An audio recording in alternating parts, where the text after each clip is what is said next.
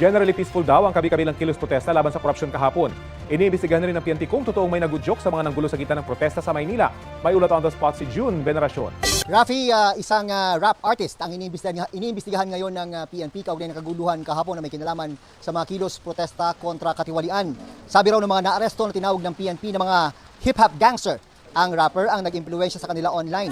Kung anong klaseng pag-impluwensya ang ginawa at kung sino ang rapper, ayaw muna sabihin ng Manila Police District o MPD dahil may isinasagawang investigasyon. Sa tala ng PNP, 113 ang mga naaresto nila kahapon. Pwede naman daw isailalim ng PNP sa drug test ang mga naaresto pero kailangan daw ay pumayag ang mga ito. Sa ngayon ay nire-review na ng MPD ang lahat ng mga CCTV camera na lusod ng Maynila para makilala ang iba pang nanggulo. Mananagot daw ang mga ito. 129 ang mga nasaktang pulis na pilit daw sinunod ang direktiba ng maximum tolerance. Binisita sila ni acting PNP Chief Jose Melencio Nartates Jr. at pinasalamatan.